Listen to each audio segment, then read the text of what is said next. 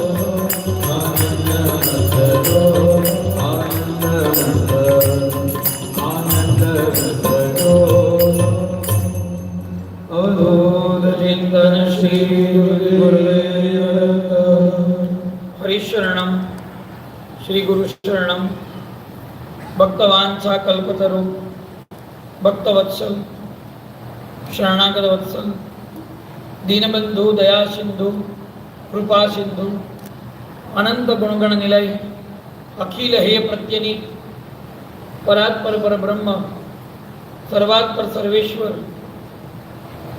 सर्वांतयामी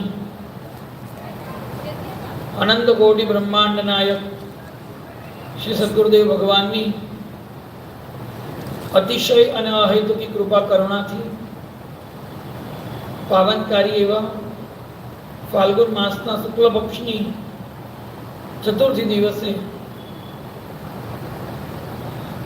ધર્મપ્રાણ નગર કરજણની અંદર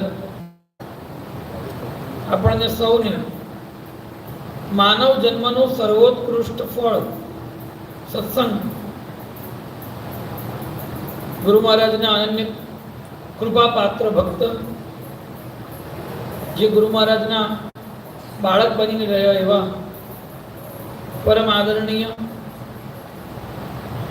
શ્રી ગોવિંદ દાદા ગોવિંદભાઈ ઉપાધ્યાય ગોવિંદ દાદાની ગુરુ મહારાજને આ ચરણમાં સમર્પિત કલમ શ્રી રંગ 48 માધ્યમથી 3 દિવસ પર્યંત સુલભ થઈ રહ્યો છે.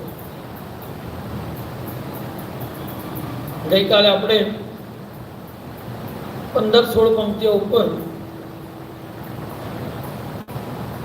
બહુ અર્થ ગંભીર ચર્ચા કરી હતી.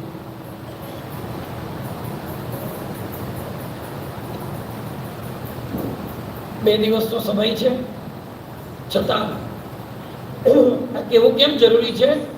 શ્રોતાઓના ચિત્તની અંદર એક કોન્સેપ્ટ ક્લિયર થાય કે આપણે આજે શું સાંભળવાનું છે અને આજે જઈએ ત્યારે હવે આવતીકાલે શું આવશે. 2 દિવસ છે, 4 સેશન છે. શક્ય હોય ત્યાં સુધી એવી ઈચ્છા છે કે આજે આખી રંગ 48 પૂરી કરવી. લગભગ 40 પંક્તિઓ આજે કવર થઈ જાય. ટોટલ 40, 15-16 થઈ છે, એ ઉપરાંત 40 સુધી પહોંચી જવાય તો આવતીકાલે એક વિશિષ્ટ પ્રકરણની ચર્ચા કરવી છે જેને હજુ સુધી મેં સ્પર્શ કર્યો નથી. કેમ નહોતો કર્યો? એટલા માટે નહોતો કર્યો કે 15-17 સત્સંગ થઈ જાય પછી એવો કોઈ સત્સંગ યોજાય કે જેની અંદર આ ચર્ચા સાર્થક કરી શકાય એવો આ સત્સંગ કાર્યક્રમ છે. એ ચર્ચા આવતીકાલે લગભગ થશે. એ વિષય ઉપર થશે કે આપણે ભગવાનને ખૂબ પ્રાર્થના કરીએ છીએ, ખૂબ સ્તુતિ કરીએ છીએ, ખૂબ પારાયણ કરીએ છીએ, ખૂબ અનુષ્ઠાન કરીએ છીએ, પણ આપણને એમ લાગે છે કે એ બધું સફળ થતું નથી. આપણી વાત ભગવાન સુધી જેવી પહોંચવી જોઈએ એવી પહોંચતી નથી. તો એવું કેમ થાય છે? એવું ન થાય એ માટે શું કરવું જોઈએ? અને આપણે જે સ્થિતિ પ્રાર્થના કરીએ છીએ એ સફળ કેવી રીતે થઈ શકે એ રંગ 48 માધ્યમથી આપણે જોવાની છે. વિષયાંતર નથી થવાનું, પરંતુ એ રંગ 48 માધ્યમથી આપણે જોઈશું. એટલે શક્ય હોય ત્યાં સુધી રંગ 48 મહત્તમ વિભાગને આજે આપણે સ્પર્શ કરી શકીએ એવો એક ઉમેદ ગુરુ મહારાજ પાસે રજૂ કરે છે. ગઈકાલે આપણે સાક્ષાત દત્તાત્રેય અવતાર પ્રગટ્યો જગકારણ નિર્ધાર ના માધ્યમથી ગુરુ મહારાજના અવતરણને માણ્યું. જીવ ભગવાનની પાસે પહોંચી શકવામાં સમર્થ હોય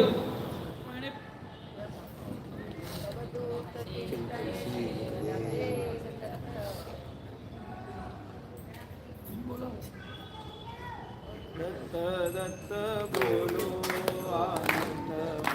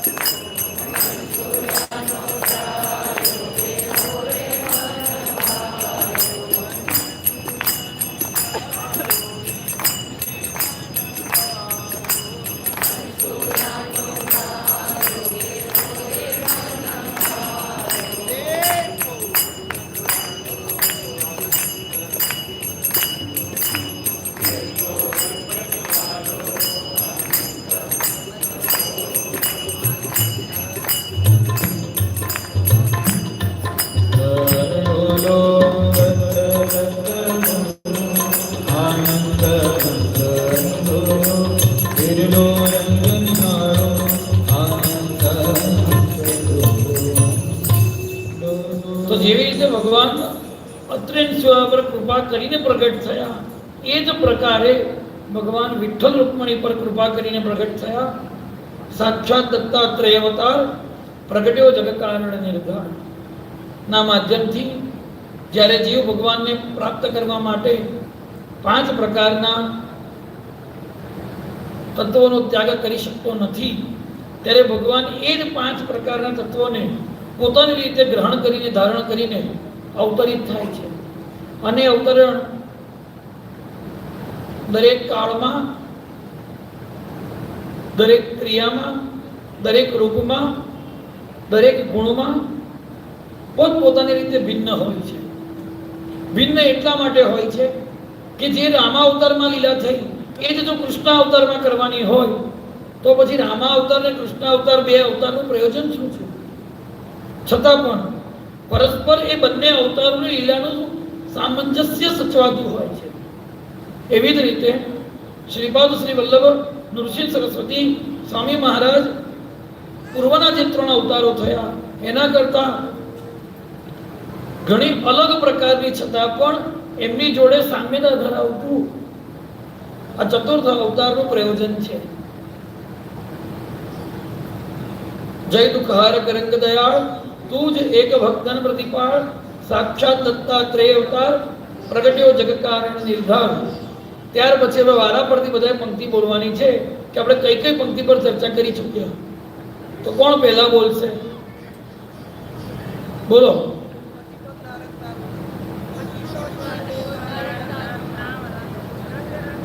પછી દોડ દોડો સદગુરુનાથ હું છું તારો દીન અનાથ, શ્રી દુબે છે બાળતા. પછી પરમ સદગુરુ વાસુદેવ તેને તું આલો તત્કી. એ 3 પંક્તિઓ સળંગ થઈ ગઈ. એ 3 પંક્તિઓ થઈ ગઈ. પછી પ્રણમો વારંવાર દેવ. પછી પદ્મ સમા 2 નેત્ર ઉગાડની આપણે ચર્ચા કરી રહ્યા હતા. બહુ હોશિયાર છે ભક્તો કે 16 બોલાવે એના કરતા આપણે છેલ્લી જ બોલી લઈએ એટલે તઈ એમની ગાડી અટકી જાય. પદ્મ સમા 2 નેત્ર ઉઘાડ દ્રષ્ટિ કર મુજ પર એક વાર. હવે એવી પ્રશ્ન થાય કે એક જ વખત કરવાની? એક પ્રશ્ન થાય કેમ બીજી વખત નહીં કરવાની? ગોવિંદ કાકા લખે છે દ્રષ્ટિ કર મુજ પર એક વાર. બાકી પણ લખે છે જો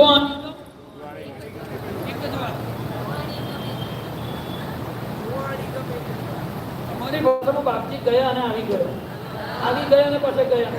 તમારી ભાષા, તમારી ભાષા.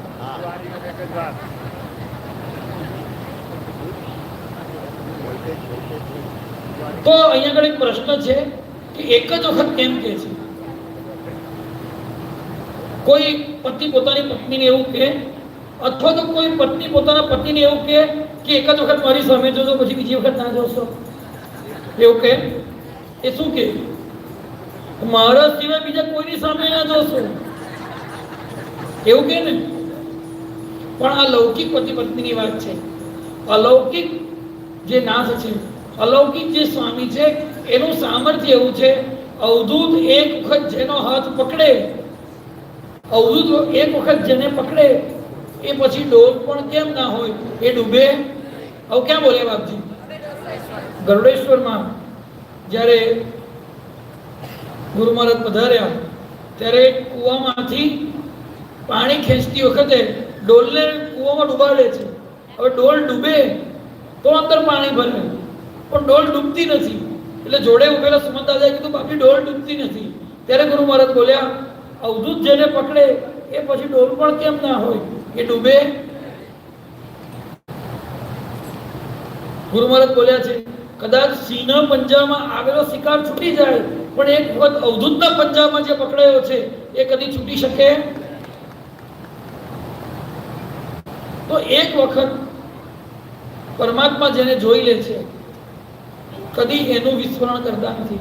ગુરુ મહારાજ બોલ્યા છે જેને 5 મિનિટ પણ શુદ્ધ ભાવથી અવધૂત પાસે ગાળી છે પરમાત્મા એને વિસરનાર નથી.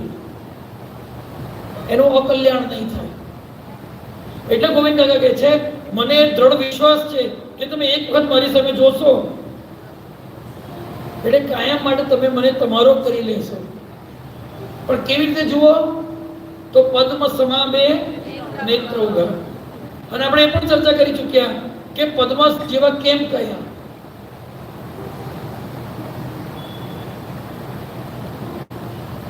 કમળની એક ખાસિયત એવી હોય છે કે એ ખીલી જાય, પછી તમે કમળ બંધ હોય એને ખોલી કાઢો, પછી બહુ વખત સુધી સારું ના રહે. એ જેવું ખુલે ને એવું જ કરમાવા લાગે.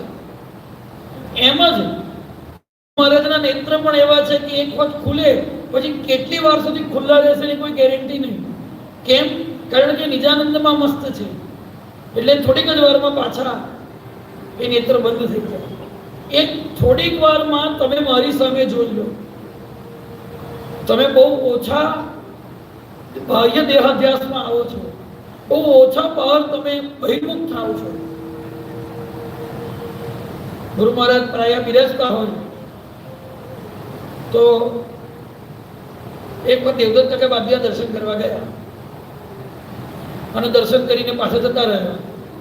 બીજે દિવસે એમના પિતાજી આવ્યા. એમણે કહ્યું કે બાપજી દેવદત્ત કાલે આવીને ગયો. એટલે બાપજી કહે છે, એવું મેં ના જોયું.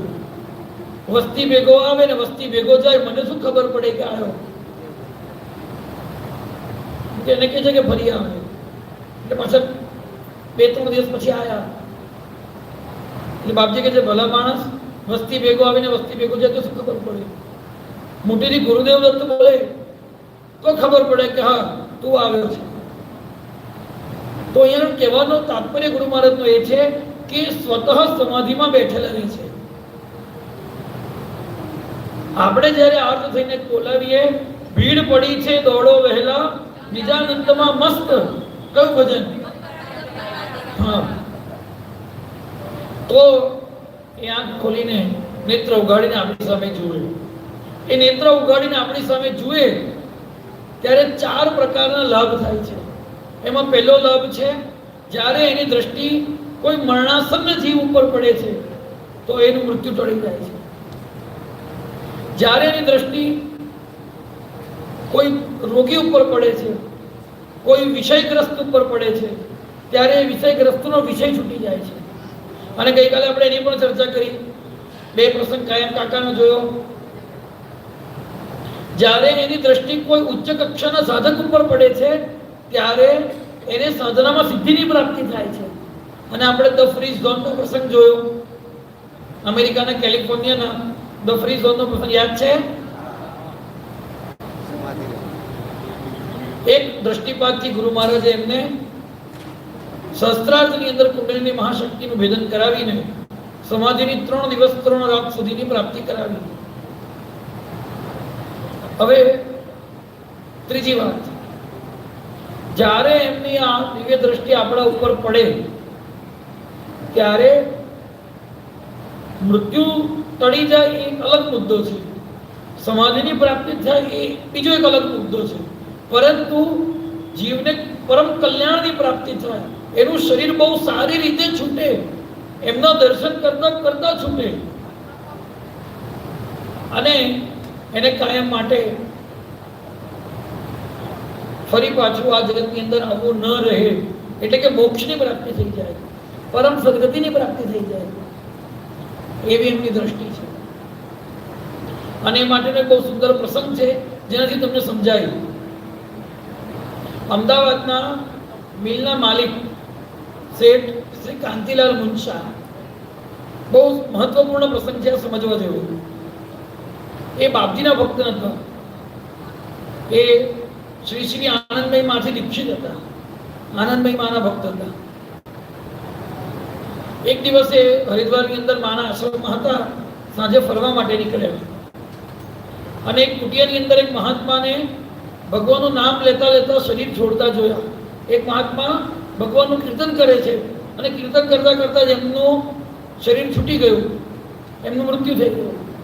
અને કોઈ પણ પ્રકારના દર્દ વગર, કોઈ પણ પ્રકારના ઉકારા વગર, એવું શાસ્ત્રો કહે છે, આપણને કોઈનો અનુભવ નથી, પણ ગ્રંથોમાં એવું કહ્યું છે કે જ્યારે મૃત્યુ આવે છે, જ્યારે શરીર છૂટે છે, ત્યારે એક સાથે 1000 વીછી કરડે એવી વેદના થાય છે. કોઈ વીછી કરડ્યો છે? આપણે સેજ કાંટો વાગે ને તો આપણે ચીસ પાડી ઉઠીએ છીએ. સેજ આપણે હજી જઈએ, દીવા ઉપર આંગળી પડી જાય તો આપણે ચીસ પાડી ઉઠીએ છીએ. એક સાથે 1000 વીછી કરડે એવી વેદના થાય છે. ક્યારે? જ્યારે મૃત્યુ આવે છે ત્યારે. તો આ મૃત્યુથી બચવા માટે મહાત્માઓ ભજન કરે છે. ભજનના પ્રભાવના કારણે શરીર છૂટી જાય છે, પરંતુ એમનું ચિત્ત ભગવાનમાં લીન હોવાના કારણે એમને એ વેદના થતી નથી અને ભગવાનની અંદર અંતે મતિસા ગતિ એ ન્યાયથી ભગવાનને પ્રાપ્ત કરી લે છે. આવું દ્રશ્ય કાંતિલાલ મુનશાએ હરિદ્વારમાં જોયું. એટલે સાંજે જ્યારે માં બેઠા હતા ત્યાં જઈને એમણે માને કહ્યું કે માં, મેં આજે આવું એક દ્રશ્ય જોયું. એક મહાત્માને મેં દેહ ત્યાગ કરતા જોયા અને કેટલી ઊંચી સ્થિતિ એમની કે એમને સહેજ પણ ક્લેશ થયો નહીં.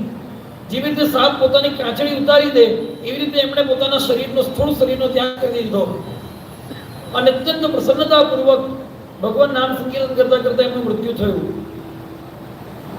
મારી એવી ઈચ્છા છે કે મારું મૃત્યુ થાય ત્યારે તમે મારી પાસે હો. માં પરમ સિદ્ધ છે એટલે માં થોડીક ક્ષણ આંખ મીચીને, આંખ ઉગાડીને કહે છે, ऐसा संभव नहीं है बाबा. શું કહે છે? ऐसा संभव नहीं है बाबा, तुम भजन करो. खाली માં આટલું બોલ્યા. એટલે એમણે બીજી વાત કીધી કે માં, अगर ऐसा नहीं हो सकता तो आप ऐसी कृपा करो कि जब मेरा शरीर छूटे तो आप नहीं तो आपके जैसे ही कोई महापुरुष मेरे पास हो, आपके जैसे ही कोई अवतारी संत मेरे पास हो. અને ત્યારે માં આંખ બંધ કરતા નથી, પોતાનું શ્રીમુખ ઉપર ઉઠાવે છે અને આકાશની અંદર જોઈને કહે છે, ભગવાન કરેંગે. શું કહે છે? બેઠા શબ્દ બોલું છું. આશીર્વાદ આપે છે, ચોખ્ખે ચોખ્ખા નહીં કે હા થઈ જશે એવું નથી કહેતા. શું કહે છે? ભગવાન કરેંગે. ભગવાનની ઈચ્છા હશે તો થશે. ટૂંકમાં વાત કહું છું, એ વાતને વર્ષો વીતી ગયા. એક વાર ફરી પાછા દિલ્હીમાં એ માના દર્શન કરવા ગયા ત્યારે માએ એમને એમ કહ્યું કે હવે બહુ કારોબાર વધારવાની જરૂર નથી. મયુર કાકાએ ડોંગરે મહારાજને યાદ કર્યા. ડોંગરે બાપા એમની કથામાં કહેતા, 60 વર્ષ પછી કમાવવું પડે, તમારા કમાયા વગર તમારું ઘર ચાલે એવું ન હોય એવી સ્થિતિમાં તમે હો તો એ તમારું પાપ છે કે તમે 60 વર્ષના જીવનમાં એટલું ભેગું ના કરી શક્યા કે પાછલી જિંદગી શાંતિથી ભોજન કરી શકાય. 60 વર્ષ પછી કમાવવું પડે તો એ તમારું પાપ છે. અને 60 વર્ષ પછી તમને કમાવાનું મન હોય કે ના હજુ કંઈક થોડુંક ભેગું કરી લઈએ તો એ તમારી મૂર્ખતા છે. 60 વર્ષ પછી કમાવવું પડે તો એ તમારું પાપ છે અને 60 વર્ષ પછી કમાવવાનું મન હોય તો એ તમારી મૂર્ખતા છે. એટલે માએ કાંતિલાલને કીધું, કાંતિલાલ अब समय ज्यादा नहीं है, सब छोड़ो व्यापार. હવે કાંતિલાલ પણ થોડા કે ના હવે થોડું થોડું કરતા કરતા જવાય તો સારું એમ ચલો કરી લઈએ. અમેરિકા ગયા, ખૂબ મોટા વેપારી. અમેરિકામાં હાર્ટ એટેક આવ્યો પણ માના કૃપાના કારણે બચી ગયા. પાછા આવ્યા, માના દર્શન કરવા ફરી ગયા અને ફરી માએ એમને પોતાની સાથે કીધું, कांतिलाल ज्यादा वक्त नहीं है, सब छोड़ दो. એટલે આપણે નક્કી કર્યું મા પાસે કે હવે મારે કોઈ વેપાર કરવો નથી. જ્યારે દિલ્હીથી પાછા અમદાવાદ આવતા હતા ત્યારે અજમેર સ્ટેશન પર 25-30 ભક્તોની ભીડ જોઈ અને બધી ભક્તોની ભીડ દિગંબરા મહામંત્રનો ધૂન કરતી. એટલે એમને આશ્ચર્ય થયું કે કોણ છે? અને ત્યાં તો એમના જ ડબ્બાની અંદર, ફર્સ્ટ ક્લાસના ડબ્બાની અંદર ગુરુ મહારાજ દંડ કમંડળ ધારણ કરીને ચડ્યા બાપજી. અને યોગાનું યોગ એમની જે બર્થ હતી એની સામેની બર્થ ઉપર બાપજીનું આસન લાગ્યું. એટલે એમણે બાપજીને આવતા પહેલા પૂછ્યું કે કોણ છે આવે છે? તો કે નારેશ્વર રંગોભૂત મહારાજ છે. એમણે બાપજીનું નામ સાંભળેલું એટલે એકદમ ઊભા થઈ ગયા, દંડવત પ્રણામ કર્યા, બાપજીને પોતાનો પરિચય આપ્યો અને મા પાસેથી આવ્યો છું, માએ આવું આવું મને કહ્યું છે, એ બધી એમણે બાપજીને વાત કરી અને બાપજીને કહ્યું કે તમે અમદાવાદ મારે બંગલે પધારો. એટલે બાપજીએ કીધું કે હું ગ્રહસ્થના ઘરમાં બહુ રહેતો નથી, ગ્રહસ્થના ઘરમાં બહુ રહેતો નથી, પણ તમે ઉત્કંઠેશ્વર વ્યવસ્થા કરો તો હું આવવા તૈયાર છું. બીજી શરત મૂકી. શું? ડાકોરથી અમદાવાદ લાઈન ઉપર ઉત્કંઠેશ્વર મહાદેવનું મંદિર છે. હમણાં જ અમે ત્યાં દર્શન કરીને આવ્યા, વિસનગરથી ત્યાં અમદાવાદ જતા. એટલે એમણે કીધું કે હા બાપજી, અને બાપજી અમદાવાદ એમની જોડે ઉતરી ગયા. ત્યાંથી એમણે બાપજીની વ્યવસ્થા કરી, ઘોડાગાડીમાં ઉત્કંઠેશ્વર મહાદેવ પર બાપજીને મોકલ્યા.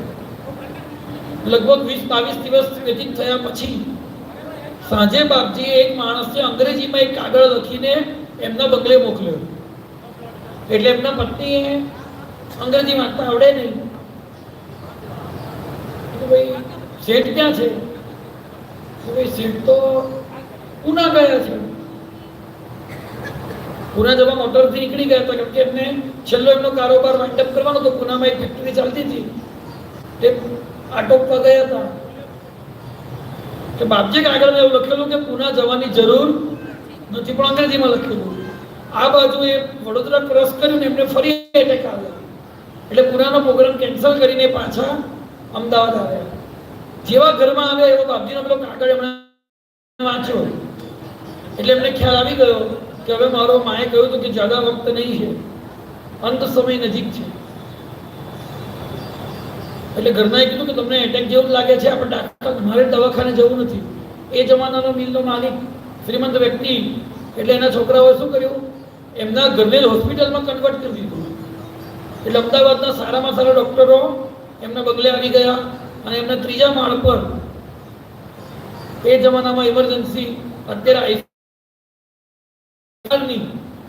આખી સગવડ ઊભી કરવામાં આવી. બીજે દિવસે સવારમાં 8:30 વાગે એમના બંગલે આવીને બેસી ગયા. એટલે બધા એમના ઘરના, એમના પત્ની હતા, બાળકો હતા, એમણે કીધું કે મારે તો કે મને બેસી રહેવા દો, તમે મને છેડશો નહીં. બાપજી શું કહે છે? મને છેડશો નહીં. સવારના 8:30-9 વાગ્યાના ગુરુ મહારાજ આવીને બેઠા છે. ભિક્ષાનું પૂછ્યું. બાપજી કહે છે કે મારે કંઈ જોઈતું નથી. પાણી પણ બાપજીએ પીધું નથી. કમંડળમાં મહીસાગર નદીનું જળ, વાતર નદીનું જળ લઈને બાપજી આવેલા. એ જળથી થોડી વારે 2-3 વાર બાપજીએ જળ પીધું.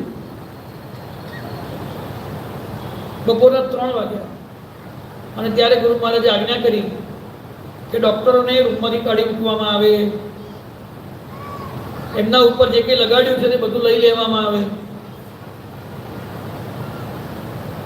એટલે ઘરનાને સમજણ ના પડે કે શું કહેવા માંગે છે, પણ બાપજીની સામે કોઈને બોલવાની એવી હિંમત પડે. એ લોકો ઘરના ઓળખતા નથી કે આ કોણ છે, કારણ કે શેઠે બહુ ઘરનાને કહે નહીં. અને છે ને આપણે પરિવારમાં એક ખાસિયત છે કે ભક્તો ભક્તિ કરે ને તે બહુ જાહેર ના કરે. દાન કરે, સત્કર્મ કરે તો પણ ઘરનાને બહુ કહે નહીં. એટલે એમના ઘરનાને કોઈને ખબર નથી કે આ મહારાજ કોણ છે. ગુરુ મહારાજ બેઠા છે, જોડે એક સેવક છે. બપોરના 3 વાગ્યા એટલે ગુરુ મહારાજ દંડ હાથમાં લઈને ત્રીજા માળે ગયા અને જ્યાં શેઠ સુતા છે ત્યાં બેભાન છે, એ હોશમાં નથી. એટલે ગુરુ મહારાજે દંડનો અવાજ કરીને એમને જાગૃત કર્યા.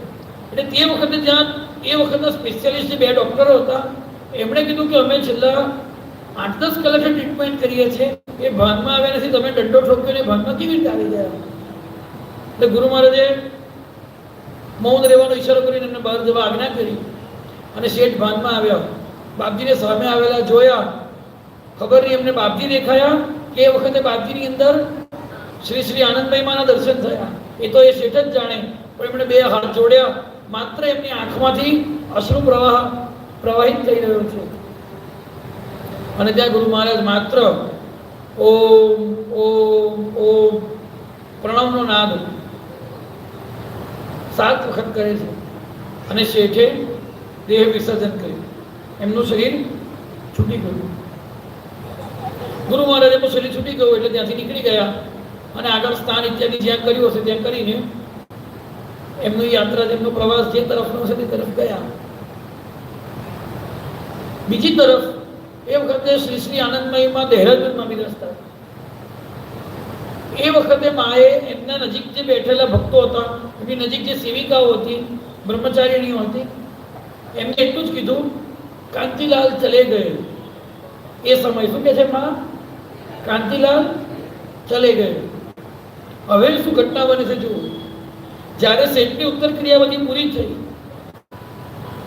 શેઠની બધી ઉત્તર ક્રિયા પૂરી થઈ, 3 દિવસ થઈ ગયા, 15 દિવસ થઈ ગયા, એટલે એમના પત્ની અને બાળકો માના દર્શન કરવા માટે દેહરાદૂન ગયા અને જઈને માને પ્રણામ કરે છે અને બધી આખો ઘટનાક્રમ માને કહે છે કે માં આવું આવું થયું હતું, આવું આવું થયું હતું. એટલે બાજુમાં માની એક પરમ સેવિકા ઉદાસ દીદી બેઠા છે. એ ઉદાસ દીદી કહે છે, તમે 16 દિવસે કહો છો, માએ તો 16 દિવસ પહેલા કહી દીધું હતું અમને કે કાંતિલાલ ચલે ગયે.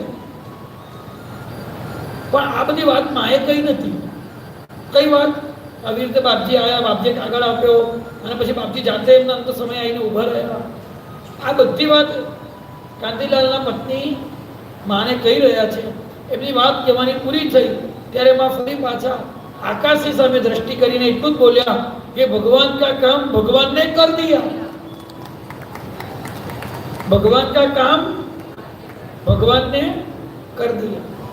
તો એ વખતના જે અવતારી મહાપુરુષ છે, એ જેમને ભગવાન તરીકે સંબોધન કરે છે, આ બહુ મહત્વપૂર્ણ વાત છે. હું ભગવાન કહું એનું બહુ મહત્વ નથી, તમે બાપજીને ભગવાન કહો એનું બહુ મહત્વ નથી, પરંતુ જે પરમ યોગીની છે, સિદ્ધ છે, એ જેને ભગવાન કહે છે, ભગવાન કા કામ ભગવાન ને કર દિયા. આ ઘટનાક્રમના 1 મહિના પછી ગુરુ મહારાજ નારેશ્વર પહોંચ્યા અને ત્યારે આ વાત મોદી કાકાને જાણમાં આવી. એટલે મોદી કાકાએ આ વિશે બાપજીને પૂછ્યું ત્યારે બાપજી એટલું જ બોલ્યા કે અવધૂત જ્યાં ઊભો હોય ને મોદી, ત્યાં યમરાજની આપવાની તાકાત નથી. યમદૂતો શું કરી લેવાના? કાંતિલાલ શેઠના મૃત્યુ માટે બાપજી રહસ્ય 1 મહિના પછી ઉદ્ઘાટિત કરતા મોદી કાકાને કહે છે કે અવધૂત જ્યાં હોય ત્યાં યમરાજની આવવાની તાકાત નથી. યમના દૂતો એને શું કરી લેવાના? પણ ભગવતીની ઈચ્છા હતી કે મારે એમના અંતકાળમાં માત્ર હાજર રહેવું, એના મૃત્યુમાં હસ્તક્ષેપ કરવો નહીં. ભગવતી એટલે કોણ? માં. એટલે મોદી કાકાએ પ્રશ્ન કર્યો કે પણ દેવ, આપને માં ક્યાં મળ્યા હતા? ત્યારે બાપજી કહે છે, અમારા એન્ટીના જોડેલા જ રહે છે. શું કહે છે? અમારા એન્ટીના જોડેલા જ હોય છે. તો અવધૂતની આ પ્રસંગ કહેવા પાછળનું તાત્પર્ય શું છે? કે અવધૂતની દ્રષ્ટિ પડે તો દર્દ નષ્ટ થઈ જાય, રોગ નષ્ટ થઈ જાય, મૃત્યુ પણ નષ્ટ થઈ જાય, સમાધિ પણ લાગી જાય, પણ મૃત્યુ સુધરી પણ જાય. અવધૂતની દ્રષ્ટિ પડે તો મૃત્યુ સુધરી પણ જાય. અને એટલા માટે જ ગોવિંદ કાકા એમના ભજનની અંદર ગુરુ મહારાજની દ્રષ્ટિનું વર્ણન કરતા અનેક ભજનો લખે છે, પરંતુ આ ભજનની અંદર એક અલગ પ્રકારની વાત ગોવિંદ કાકા કહે છે. દ્રષ્ટિ કરી દુઃખ દૂર કર્યા, તનિષે બિરદાવો જોગી મરા. તે દ્રષ્ટિ કરી દુઃખ દૂર કર્યા, તનિષે બિરદાવો જોગી મરા. તે દ્રષ્ટિ કરી દુઃખ દૂર કર્યા, તનિષે બિરદાવો જોગી મરા. મારું તન મન ધન પૂજની કોઈ બધું છે ગુરુજી રૂડા. મારું તન મન ધન પૂજની કોઈ બધું છે ગુરુજી રૂડા. શ્રી તેરી જપો તુજને હું મૂરખ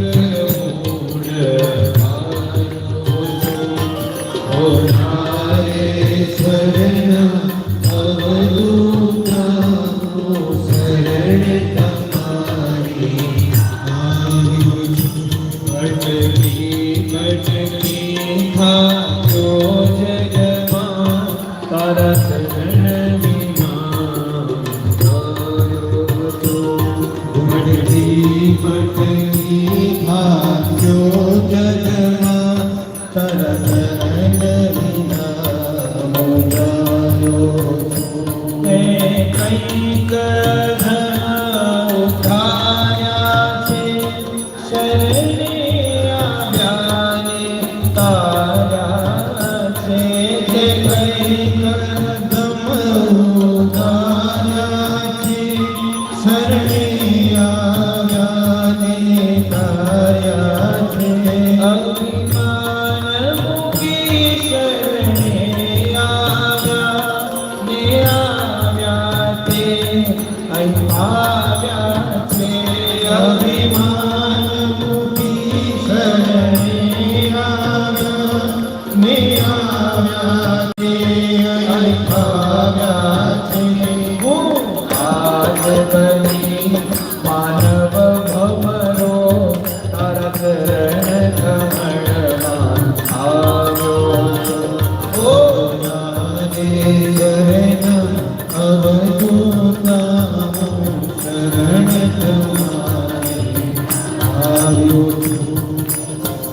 આજ ભજનની પહેલી પંક્તિમાં પહેલો જે અંતરો ગાયો એમાં કે છે દુઃખ દૂર કરે, અને હમણાં બીજો અંતરો ગાયો એમાં કે છે તે તારી રીત. તો બંને પ્રકારનું સામર્થ્ય એમના માત્ર દ્રષ્ટિપાતમાં છે, અને દ્રષ્ટિપાત જો આવા દીન થઈને કરવામાં આવે તો એ આપણા ઉપર પણ થઈ શકે એમ છે. એવું નથી કે એમના પર જ કરે, આપણા પર ના કરે. ભરૂચમાં કાંસ્યામાં બાપજી 23 દિવસ રહ્યા કાંસ્યા બેટમાં. એ જેમને ત્યાં રહ્યા એ શાંતાબાને બાપજી કે છે, શાંતાબેન બોલો અવધૂત તમને શું આપે? શું કે છે? બોલો અવધૂત તમને શું આપે? શાંતાબા કે છે, બાપજી મારે તો એક જ ઈચ્છા છે, મારું શરીર છૂટે તારે તમે મારી સામે ઉભેલા જોઈએ. બહુ સારી સરળ વાતમાં મારે બીજું કઈ જોઈતું નથી. બાપજી શું કે છે ખબર છે? ભજન કરશો તો અવધૂત ક્યાં તમારાથી દૂર જ છે. અને શાંતાબાઈએ શરીર છોડ્યું ત્યારે પથારીમાં સૂતેલા એકદમ સ્વસ્થ થઈને બેઠા થઈ ગયા, અને બહારીની બહાર કે છે જો બાપજી ઊભા છે, પગે લાગોલા બધા ઘરના લોકોને કીધું. શું કે છે? એમને બાપજી દેખાય છે તો ઘરના કોઈને દેખાતા નથી.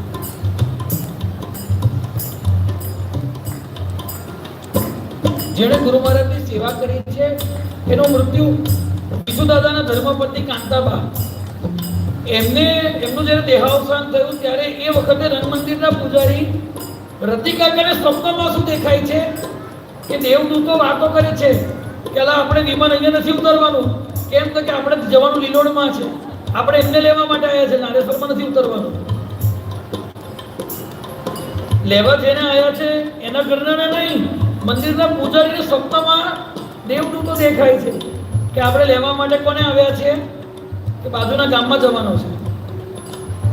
અહીંયા કહેવા પાછું. અને જુઓ આ શાંતાબા જે હતા કાંસ્યાવાળા, એમના દીકરા અરવિંદ કાકા હજુ જીવે છે. એમને બાપજી કીધું કે બોલ તને શું આપું? તો કે બાપજી મારે તો પૈસા જોઈએ છે. શું કે છે? મારે તો પૈસા જોઈએ છે. બાપજી કશું બોલ્યા નહીં, એવું ના કીધું કે તને મળશે. એ અરવિંદ કાકાએ જ્યારે મને વાત કરી ત્યારે એમની આંખમાં આંસુ હતા. એમણે મને રડતા રડતા કીધું, કૌશલ આજે મારી 93 વર્ષની ઉંમર થઈ, હું કશું જ કરતો નથી, પણ એવો એક દિવસ જતો નથી જે દિવસે મને પૈસા મળતા ના હોય. 365 દિવસ મને આવક થાય છે. છેલ્લા 25 વર્ષથી હું કશું કામ કરતો નથી, મને રોજ પૈસા મળે છે, અને ઘરે પૈસા મળે છે. અને જ્યારે પણ મને પૈસા મળે છે ત્યારે હું દુઃખી થાઉં છું કે મેં ભગવાન પાસે મારી માં જેવું માગ્યું, મેં મારી માં જેવું માગ્યું હોત તો જે માગે છે થઈ આંધળો દેહ જે માગે, મળે તેહ ને તેહ શંકા ન આગે, લભે ભક્તિ ભક્તો અનેક કામ કામી, લહી સૌખ્ય અજ્ઞાનથી દુઃખ કામી. દત્તનામ સ્વર્ણ બાપજી કહે છે હવે છેલ્લામાં હું દીન પાપી ભારી તું પતિત પાવન છે ગુરુજી હું દીન પાપી ભારી તું પતિત પાવન છે ગુરુજી હું નીચ અતિ અધમોદમ છું તું અધર્મ ધારક અવધૂતજી હું નીચ અતિ અધમોદમ છું તું અધર્મ ધારક અવધૂતજી તું પતિત પાવન ગુરુરાયા કરુણા સુણીને આવ્યો છું હોનારે શરણા અવધૂતાનું શરણ તમારે આવ્યો છું મુજને ઠુકરાવો રંગા બાળક આજ્ઞા જઈને કરશે મુજને ઠુકરાવો રંગા બાળક આજ્ઞા જઈને કરશે જન્મા ચલવીનો ત્યાગ કરે તો ક્યાં ગઈ જન રહેશે જળમાં ચલવીનો ત્યાગ કરે તો ક્યાં જઈ જન રહેશે મને આપો શરણમાં રંગ ગુરુજી હું દેવો દેવો મારું હોનારે શરણા અવધૂતા હું શરણ તમારી આવ્યો પ્રભુ શરણ તમારે આવ્યો છું હું શરણ તમારે ગોવિંદ કાકાના હૃદયનો ભાવ છે જ્યારે એમના પિતાજીનું દેહાવસાન થયું કોના ગોવિંદ કાકાના અને ત્યાર પછી એ જ્યારે બાપજી પાસે નારેશ્વર આવ્યા ત્યારે થોડાક રડમસ હતા ઉદાસ હતા અને તે વખતે બાપજીએ એમના પર કૃપા કરીને કહ્યું કે ગોવિંદ આજથી તારો બાપ હું છું શું કહ્યું આજથી તારો બાપ હું છું અને માટે જ ગોવિંદ કાકાએ એમના પોતાના માટે પણ અહીંયા આગળ પંક્તિમાં ઉલ્લેખ કર્યો છે રંગડતાળીસીમાં કરી કૃપા દ્રષ્ટિ એક જ વાર વિપ્ર પુત્રનો તાળ્યો ભાર આ પોતાના માટે લખે છે દત્તબાવની અંદર બાપજીએ ભગવાનની લીલાઓનો ઉલ્લેખ કર્યો છે પરંતુ ખાલી છેલ્લે કોણ રાખ હું બહુ કૃતવેશ કહીને બાપજી પોતાના જીવનના ઘટનાક્રમનો કોઈ દત્તબાવનીમાં ઉલ્લેખ કરતા નથી પણ અહીંયા એક વિશિષ્ટતા છે ગોવિંદ કાકાની કે રંગડતાળીસીની અંદર શરૂઆત પોતાનાથી કરે છે કરી કૃપા દ્રષ્ટિ એક જ વાર વિપ્ર પુત્રનો ટાળ્યો ભાર જે દિવસે તમે મને તમારો બાળક બનાવી દીધો અને તમે મારા બાપ બની ગયા એ દિવસથી મેં બધો ભાર તમારા ચરણો પર સોંપી દીધો અને હું નિર્ભાર થઈ ગયો આપણે બધા એવું કહીએ છીએ કે અમે ભગવાનના શરણાગત છીએ આપણે બધા એવું કહીએ છીએ કે અમે અમારા બધાનો જીવનનો ભાર ભગવાનને અર્પણ કરી દીધો છે પણ ખરેખર આપણે એવું કર્યું છે ખરું તમે કીધું કે હા અમે કર્યું છે તો એની નિશાની શું કે તમે ખરેખર શરણાગતિ પ્રાપ્ત કરી છે એનું લક્ષણ શું એક જ લક્ષણ છે એક જ લક્ષણ અનુકૂળ પરિસ્થિતિ જ્યારે આપણી હોય સાનુકૂળ પરિસ્થિતિ આપણી જ્યારે હોય ત્યારે તો આપણે એવું માનીએ છીએ કે હા ભગવાનની કૃપાથી બધું થાય છે પણ આપણા જીવનમાં જ્યારે પ્રતિકૂળ વિપરીત પરિસ્થિતિ આવે છે ત્યારે શું આપણે એવું માનીએ છીએ કે આપણે ભગવાનની જ કૃપા છે જો આપણે એવું માનીએ છીએ કે ભગવાનની કૃપા છે તો એનો સીધો અર્થ છે કે આપણે ભગવાનના શરણાગત છીએ અને જો આપણે એવું માનતા નથી અને એ વિપરીત પરિસ્થિતિમાં આપણે એમાંથી છૂટવા માટે તરફડિયા મારીએ છીએ તો એ જ વખતે દેખાઈ જાય કે આપણે આપણી ચિંતા ભગવાન ઉપર છોડી નથી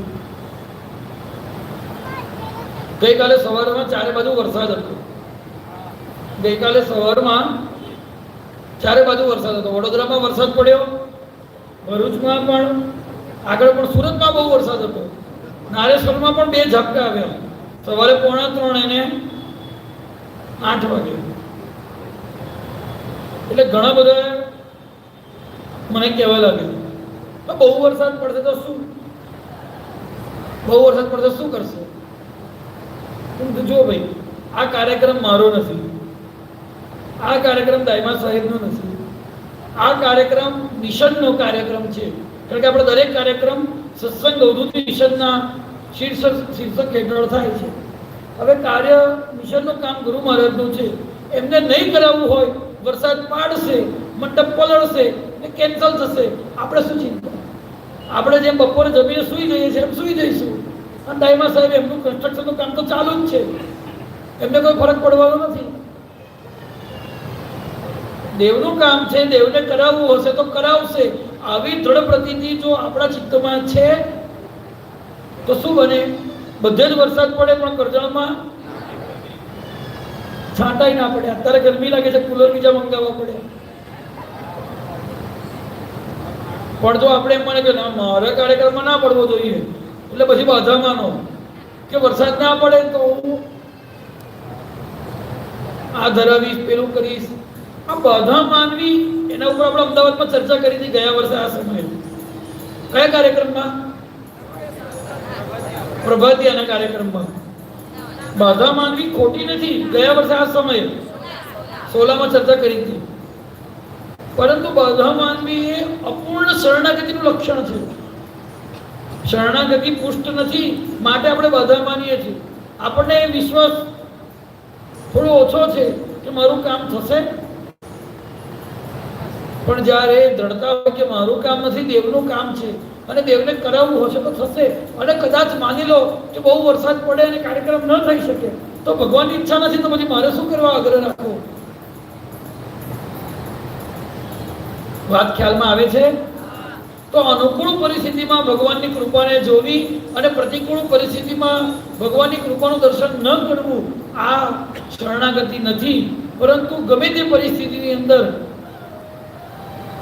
સર્વ કરતા, અકર્તા, અન્યથા કરતા ભગવાન છે, આવી અનુભૂતિ કરવી આ શરણાગતનું લક્ષણ છે. અને આવી શરણાગતિ ગોવિંદ કાકાએ પ્રાપ્ત કરી. એક વાત ગોવિંદ કાકાએ બાપજીને કીધું કે બાપજી, આજકાલ કથાકારોનો જમાનો ચાલે છે. શું કીધું? આજકાલ કથાકારોની બોલબાલા છે. એટલે બાપજી કહે છે, ગોવિંદ એમાં શું, કથા તો તુંય કરે. શું કહે છે? એમાં શું, કથા તો તુંય કરે. કેટલીક કથા ડોશીઓની હોય અને કેટલીક કથા વિદ્વાનોની હોય. શું કહે છે? કથા તુંય કરે. અને તે જ વખતે ગોવિંદ કાકા પર ગુરુ મહારાજે શક્તિપાત કર્યો અને એ કથા કરતા થઈ ગયા. હસતા મુખડે કરી કટાક્ષ, મૂળ બન્યો જ્ઞાની સાક્ષાત. હું પહેલા મૂળ હતો, મને બોલતા નતું આવડતું, ગોવિંદ કાકા કહે છે. પણ પછી એ મૂળ આખો રંગલીલામૃત ગ્રંથ લખવાને સક્ષમ બન્યો. તો આ બંને પંક્તિ એ પોતાના માટે લખી રહ્યા છે. હસતા મુખડે કરી કટાક્ષ, મૂળ બન્યો જ્ઞાની સાક્ષાત. અને અહીંયા આગળ બીજા શ્રીઅંગનું વર્ણન છે. પહેલું શ્રીઅંગ છે નેત્ર, બીજું શ્રીઅંગ છે મુખ. હસતા મુખડે કરી કટાક્ષ. જુઓ, મોઢું હસતું રાખવું ને એ પણ એક પ્રકારની સેવા છે. ધ્યાનથી સમજવા જેવી વાત છે. મોઢું હસતું રાખવું એ પણ એક પ્રકારની સેવા છે. કેટલા બધાના મોઢો એવા હોય છે કે એનું મોઢો જોયા પછી આપણને એમ થાય કે આજે દિવસ આપણો બગડવાનો. મોઢું હસતું રાખવું એ પણ એક સેવા નહીં, ઉત્તમ સેવા છે. આપણું મોઢું જોઈને સામેવાળા માણસને આનંદ થવો જોઈએ. અને મોઢું એનું જ પ્રસન્ન રહી શકે છે જેનું સદા સ્મરણ ભગવાનનું હોય છે. નહીં તો શું થાય ખબર છે? જીવનમાં બહુ સુખ આવી જાય તો માણસ ફાટી પડ્યો, અને જીવનમાં બહુ દુઃખ આવી જાય તો પણ માણસ ડૂબી મરે. ઉદાસીનમાં ડૂબી મરે અને હરખડો માર્યો, ઉછળ્યા કરે. પરંતુ પ્રસન્ન એ ત્યારે જ રહી શકે છે જ્યારે એનું સતત ચિત્ત ભગવાનની અંદર લાગેલું હોય. એ હસ્યા જ કરે, પ્રસન્ન જ રહે.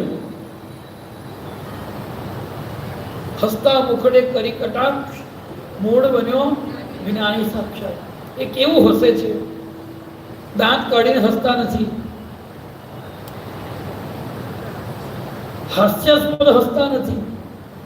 એનો હાસ્ય પણ એવું છે કે જેની અંદર સંસારના દુઃખોનું નિવારણ થઈ જાય છે. એ પોતાના જ હાસ્યનું વર્ણન કદાચ પ્રભાતિયાની અંદર કરે છે. મંદહાસ્ય કરી ભવ ચિંતાહરી, શાંતિ દે નરહરી શ્યામ વર્ણા. મંદહાસ્ય કરી ભવ ચિંતાહરી, શાંતિ દે નરહરી શ્યામ વર્ણા. અંતરાનંતના જોવે સિજ જના રહે તુજ વિના પ્રાણ જાના. તે ગયો ચંદ્રમા તપ્ત પૃથ્વી ક્ષમા, છોડી દે આર્યમાં પ્રેમમાં. હવે એક શબ્દ વાપરે છે કટાક્ષ. કટાક્ષ એટલે શું? આમ આપણી ભાષામાં કટાક્ષ એટલે ટોન્ટ મારવું. કટાક્ષ એટલે ઉલ્હાનું આપવું, ટોન્ટ મારવું, મર્મભેદી બોલવું. ગુરુ મહારાજ જ્યારે આવું મર્મભેદી બોલે છે, ગમ્મત કરે છે, હસતા હસતા બોલે છે, એ પણ સાચું થાય છે, એમાં પણ કલ્યાણ થઈ જાય છે, એમાં પણ ઉદ્ધાર થઈ જાય છે. એવું કહેવાનું તાત્પર્ય અહીં આગળ ગોવિંદ કાકાનો છે. હસતા મુખડે કરી કટાક્ષ. એમણે તો સેજ અમસ્તું જ કહ્યું કે કથા તો તોય કરે, અને ગોવિંદ કાકા કથા કરતા થઈ ગયા. ઉમરલાના અંબાલાલ પંડ્યાને એટેક આવ્યા. પછી એમનો દીકરો થોડાક વખત પછી બાપજીના દર્શન કરવા નારેશ્વર આવ્યો, એમનો પૌત્ર. એટલે બાપજીએ સ્વાભાવિક સહજતાથી પૂછ્યું, કલ્યા તારા દાદાને કેમ છે? એટલે પૂછવા પાછળનો બાપજીનો આશય હતો કે ભાઈ એમને એટેક આવ્યો છે તો હવે એમને કેવું છે. એટલે પહેલા થોડો નાટકીય જવાબ આપ્યો. એને શું જવાબ આપ્યો? બાપજી, નાટકના 2 અંક પૂરા થયા છે, હવે ત્રીજો આવે એટલે પૂરું. શું કીધું? નાટકના 2 અંક પૂરા થયા છે, એ 2 અટક આવી ગયા છે, ત્રીજો આવે એટલે પૂરું. એટલે બાપજી હસતા હસતા કહે છે, ભલે એવું નહીં, કોઈ નાટકના 5 અંક પણ હોય ને 7 અંક પણ હોય. અને ખરેખર એમને ચોથો એટેક આવ્યો, 5મો આવ્યો, 6થો આવ્યો, અને 7મા અટેકે એમનું શરીર છૂટ્યું. હસતા મુખડે કરી કટાક્ષ, મૂળ બન્યો જ્ઞાની સાથે. સેજ કટાક્ષ કરે, ગમ્મત કરે, અને એ ગમ્મત પણ સાચી થઈ જાય. અથવા તો એવું થવાનું હોય માટે એ ગમ્મત કરતા કરતા એવું ઇનડાયરેક્ટ સ્પીચમાં કહી દે. ભવાની શંકર શાસ્ત્રીના દીકરા મુકુંદભાઈ હરિદ્વાર જવા માટે તૈયાર થયા. એ જમાનામાં કોઈ હરિદ્વાર જાય ને તો એ બહુ મોટી વાત કહેવાતી કે ભાઈ ગંગાજી સ્નાન કરવા ગયા, હરિદ્વાર ગયા. એટલે એને એમ થયું કે હરિદ્વાર આટલા બધી લાંબી યાત્રાએ જવાનું છે તો હું બાપજીના દર્શન કરતો જઉં. એ નારેશ્વર આવ્યા. નારેશ્વર આવ્યા એટલે બાપજી કહે છે, કેમ લે મુકુંદ આજે એકદમ આવ્યો? એટલે બાપજી, આ તો હરિદ્વાર જઉં છું ને 2 દિવસ પછી, એટલે દર્શન કરવા આવ્યો. કે બાપજીએ જગદીવન માસ્તર કાકા જોડે બેઠેલા. કે છે માસ્તર, એને પ્રસાદ આપો. એટલે એમને પ્રસાદ આપ્યો. એટલે જવા લાગ્યા મુકુંદભાઈ. એટલે બાપજી કહે છે, મુકુંદ આપણે ત્યાં મળીશું. ક્યાં? એવું ના બોલ્યું. શું બોલ્યા? આપણે ત્યાં મળીશું.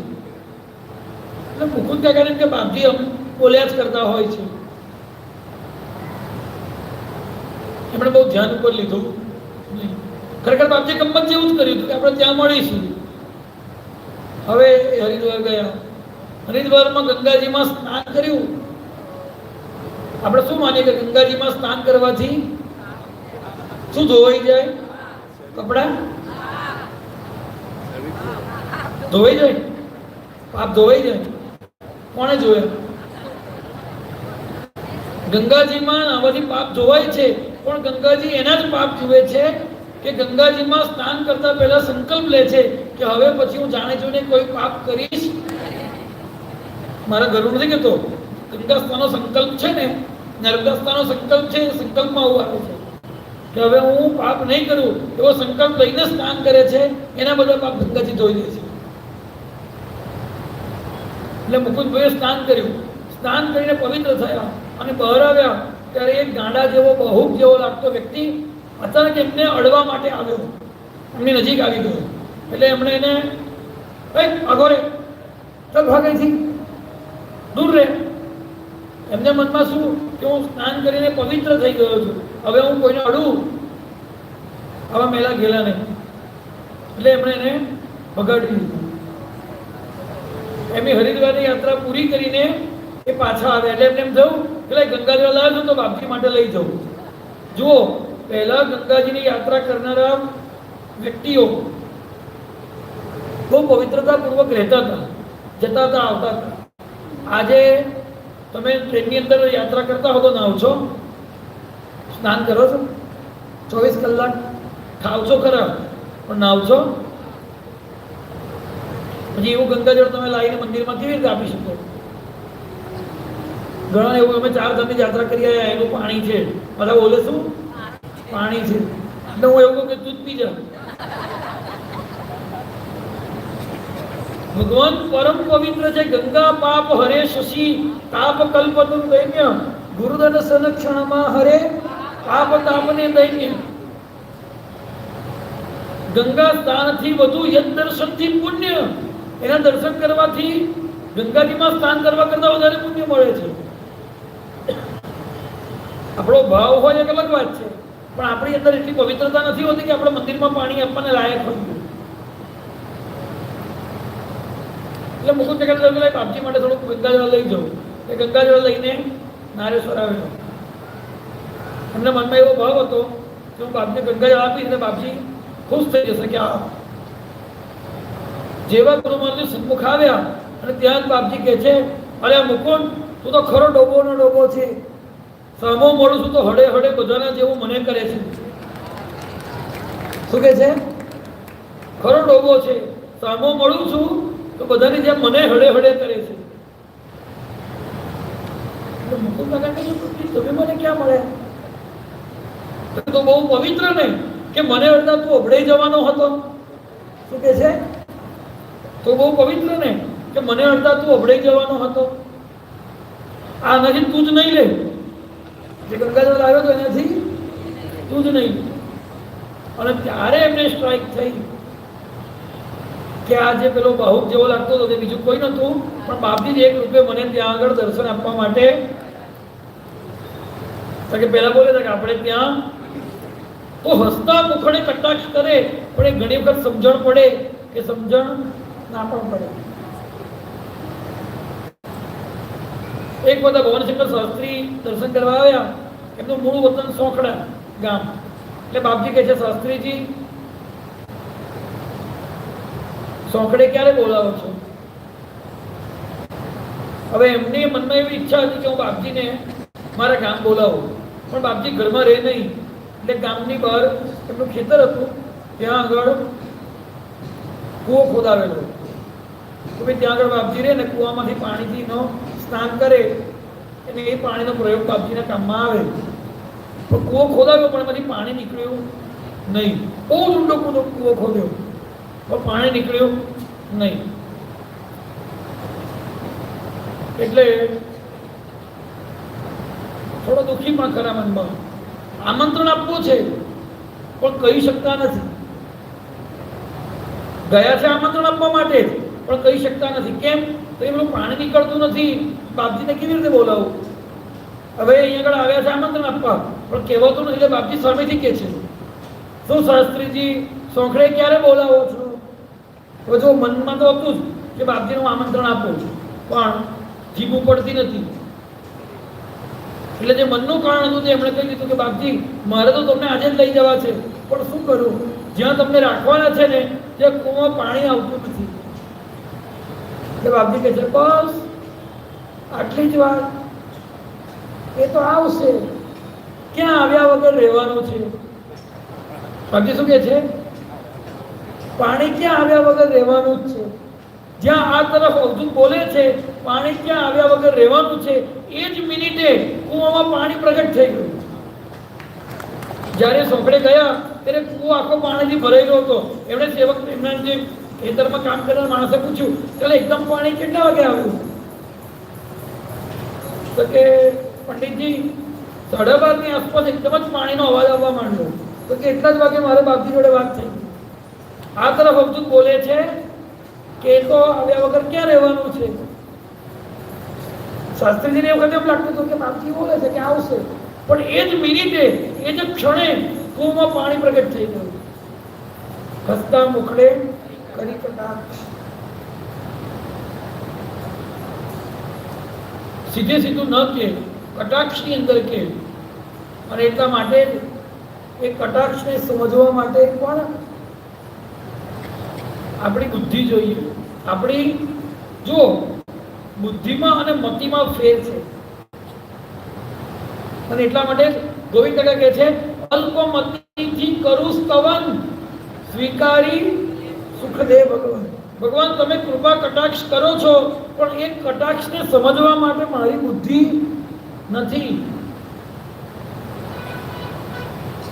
આપણે વાડીની અંદર નરસોબા વાડીમાં સવારમાં ભગવાનને સ્નાન કરાવીએ છીએ જ્યારે, ત્યારે એક શરણાષ્ટક ગવાય છે. એ શરણાષ્ટકમાં પણ આ શબ્દનો ઉલ્લેખ આવે છે. કૃપા કટાક્ષ કૃપાવલોકન કૃપા નિધે પ્રભુ તવ શરણમ. ભગવાન તમે કેવા છો? કૃપા કટાક્ષ કરનારા છો. પરંતુ ગોવિંદ કાકા કહે છે તમારા કૃપા કટાક્ષને મારી બુદ્ધિ સમજી શકતી નથી, છતાં તમારી કૃપાથી મને એવી મતિ પ્રાપ્ત થઈ છે. પણ એ મતિ કેવી છે? અલ્પ છે. મતિમાં અને બુદ્ધિમાં શું ફરક? મતિ એટલે તમે કહેશો બુદ્ધિ, અને બુદ્ધિ એટલે મતિ. ના, એવું નથી. મતિમાં અને બુદ્ધિમાં ફરક છે. બુદ્ધિ ઓપ્શન આપે છે અને ઓપ્શન આપણને કન્ફ્યુઝ કરે છે કાયમ. જેમ કે એક એક્ઝામ્પલથી સમજીએ. ગઈકાલે સાંજે સત્સંગ પૂરો થયો તો તમે શું જમ્યા? તો ભાઈ અહીંયા દાઈમા સાહેબે કઢી, ભાત, દાળ, પૂરી, ગાજરનો હલવો, ગુલાબજાંબુ નતા?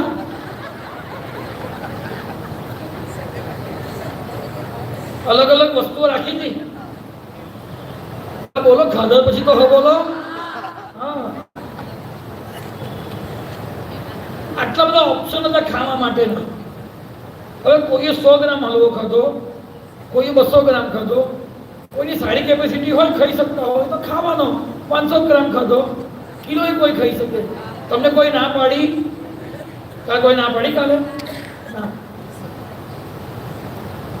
હવે કોઈને રાત્રે કઢી અનુકૂળ નથી આવતી અને એને ખાઈ લીધી, અથવા તો કોઈને બહુ અનુકૂળ આવે છે અને એને 4 વાડકી પી લીધી.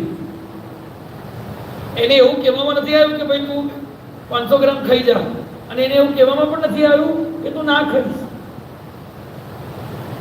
ઓપ્શન છે તમારી જોડે. અને ઘણા એવા હતા કે મારે તો નથી ખાવું, મને રાત્રે બહુ અનુકૂળ નથી આવતું, હું તો ઘેર જઈને ચા પીશ, એમાં સુસી લેવા જેવા, હું તો ઘેર જઈને ચા પીશ. તો એમણે ના ખાધું. એમનું ગળું પકડીને ખવડાવ્યું નથી એમને કે તમે ખાઈ લો. તમારી પાસે ઓપ્શન મૂક્યો છે, તમારે તમારી બુદ્ધિ પ્રમાણે ખાવાનું છે. બુદ્ધિ તમને ઓપ્શન આપે છે. હવે તમને જ્યારે તમે પ્લેટ લીધી ને પ્લેટની અંદર તમને ખાવાનું પીરસે છે ત્યારે તમને 5 પૂરી મૂકે તો તમે શું કહેશો? શું કહેશો? દાઈમા સાહેબે એમની બુદ્ધિ પ્રમાણે મેનુ નક્કી કર્યું, ઓપ્શનલ મેનુ નક્કી કર્યું, પણ ખાવાનું તમારે તમારી બુદ્ધિ પ્રમાણે નહીં, તમારી મતિ પ્રમાણે છે. 5 પૂરી ખાવાની કેપેસિટી મારી નથી, હું કેટલી ખાઉં? બુદ્ધિ ઓપ્શન આપે છે અને ઓપ્શન આપણને કન્ફ્યુઝ કરે છે, પણ મતિ આપણને કન્ક્લુઝન આપે છે કે ભાઈ 5 પૂરી ના ખવાય, 2 જ ખવાય, 50 ગ્રામ જ હલવો ખવાય, 500 ગ્રામ એમણે તો મૂક્યો છે કે ભાઈ 50 કિલો હલવો મૂક્યો છે, તમારાથી ખવાય એટલો ખાઓ. એમણે એમની બુદ્ધિ પ્રમાણે આયોજન કર્યું છે, પણ આપણે આપણી મતિ પ્રમાણે એને એક્સેપ્ટ કરવાનું છે. આ બુદ્ધિમાં અને મતિમાં ફરક છે. ખાવાના એક સાદા દ્રષ્ટાંતથી આ તમને સમજાવ્યું. બુદ્ધિ આપણને ઓપ્શન આપે છે અને ઓપ્શન આપણને કન્ફ્યુઝ કરે છે, પણ મતિ આપણને કન્ક્લુઝન આપે છે.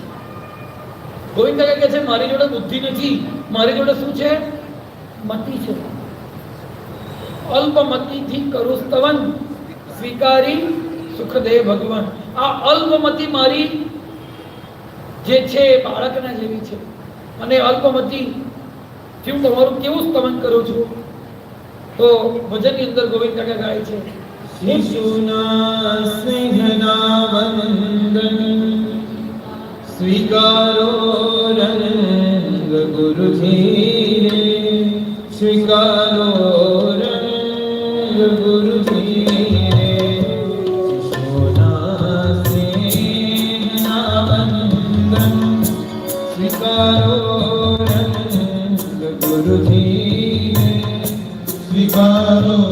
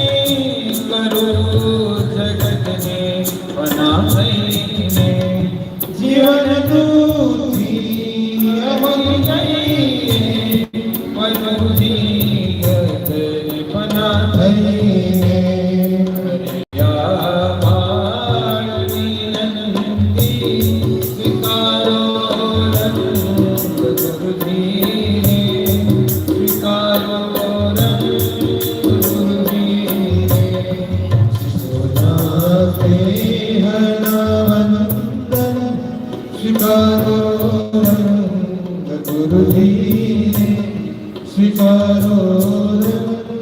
ગુરુજીને.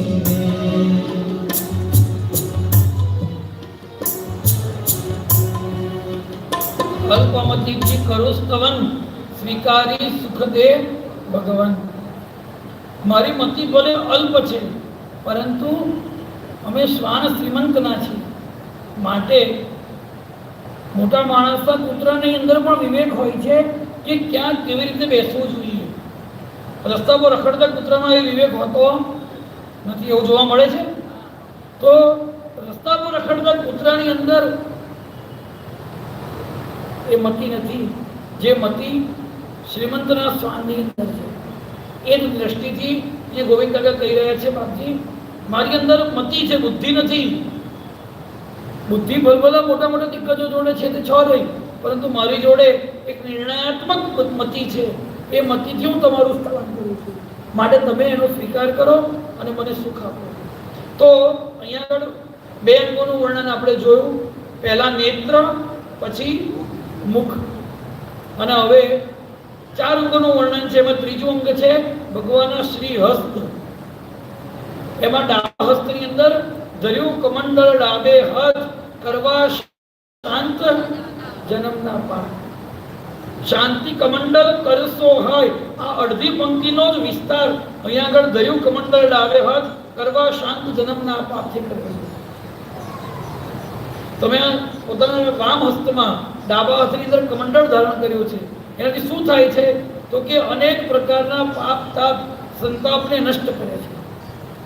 કોમલલાના ચિમનલાલ પટેલ એ ટાઇફોઇડ અંદર પટકાયા, એટલો બધો વધી ગયો કે ડોક્ટરે કીધું કે ભાઈ હવે આજની રાત કાઢે તો સારું છે. ગુરુ મહારાજના અનન્ય ભક્ત એટલે આખી રાત બાપજીનું સ્મરણ એમણે કર્યા જ કર્યું, મોટેથી મહામંત્રનું કીર્તન કર્યા કર્યું. અને સવાર પડવા આવી એટલે એમણે મોહલ્લામાં સુમનદાદા નોકરી કરતા હતા, એટલે માસ્તરને બોલાયા કે માસ્તર જરા નારેશ્વર જાઓ અને બાપજીને જરા વાત કરો. માંડ બોલી શકાતું, સાવ છેલ્લી સ્થિતિમાં સગાવાલાને બોલાવી લીધેલા. ગુરુ મહારાજ કહેશે કે હવે જીવવાનું નથી તો કઈ વાંધો નહીં, પણ છેલ્લે બાપજીને મારું સ્મરણ તો કરાવો તો મને શાંતિ મળે.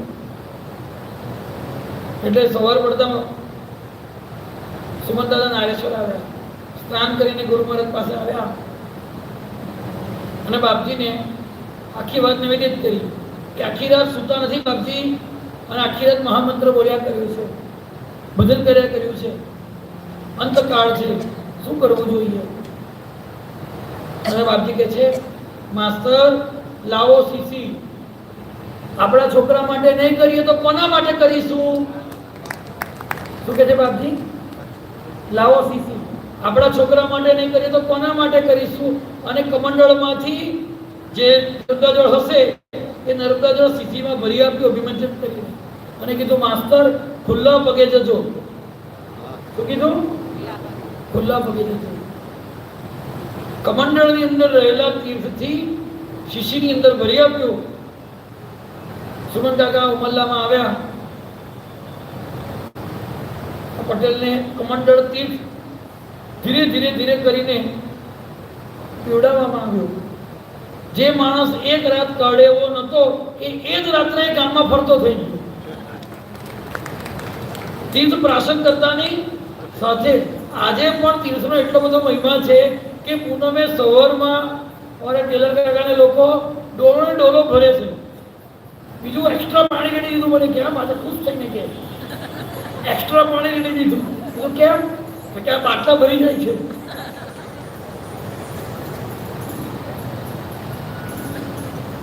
લોકો બાટલાના બાટલા ભરી જાય છે. કેમ? મેં મારા 10 વર્ષના નારેશ્વર વાસ દરમિયાન એવું જોયું છે, એવું અનુભવ્યું છે કે જેટલા લોકો ડોક્ટરની દવાથી સારા થયા છે એના કરતા વધારે તીર્થથી સારા થયા છે. પરંતુ એક સાથે સાથે બહુ મહત્વપૂર્ણ વાત છે કે સાવધાની રાખવાની જરૂર છે કે તીર્થ જમીન પર ઢોળાવવું જોઈએ નહીં. તીર્થ કેવી રીતે લેવાનું? જેને ખબર ના હોય તે લોકો શું પૂછે ખબર છે કે પેલું મહારાજ પૂજા કરેલું પાણી ક્યાં મળશે? એટલે હું તો જવાબ જ નથી આપતો. નળ ખોલીએ અને આવે એને પાણી કહેવાય. નર્મદાજીથી આપણે લાવીએ એને જળ કહેવાય. શું કહેવાય? નર્મદાજી ની અંદર જે વહી રહ્યું છે એને પાણી ના કહેવાય, એને જળ કહેવાય. પરંતુ એ જળ જ્યારે ભગવાનના ચરણ પર પ્રક્ષાલિત થાય છે, મંત્ર ગર્ભ સ્તોત્રોથી ભગવાનના ચરણથી અભિષેક થાય છે, ત્યારે એને તીર્થ કહેવાય. નળ ખોલશો ને પાણી ઢોળાઈ જશે તો ચાલશે, પણ જળ ઢોળાવવું જોઈએ નહીં.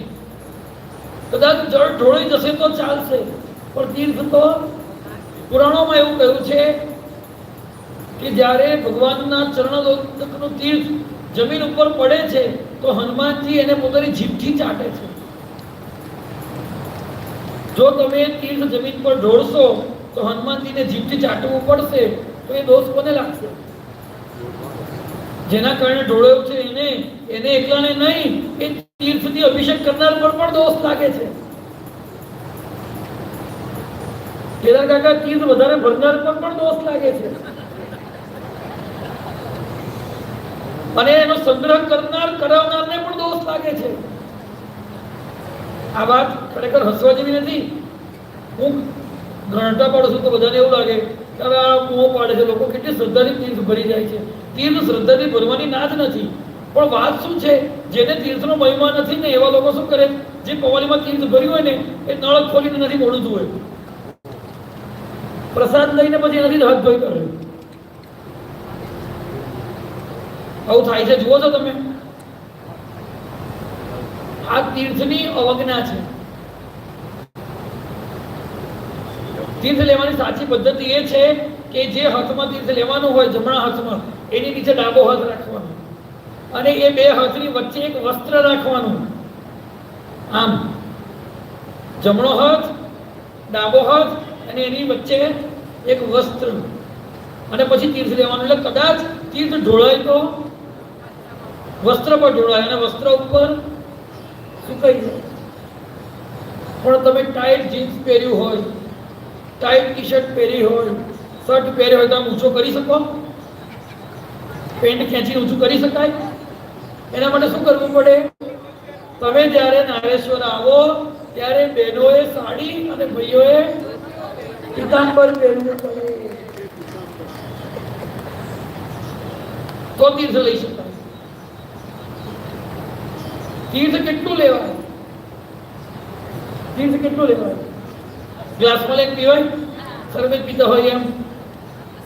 તીર્થ એટલું જ લેવાય કે જેટલું તીર્થ મોઢાની અંદર મૂક્યા પછી ગળામાં જતા જતા સુકાઈ જાય અને સીધું બ્લડમાં ભળી જાય. દવાના જેટલું લેવાય. પણ દવા લઈએ તો કેટલી લઈએ છીએ? તમને કફ થયો હોય તમે બોટલ ખોલીને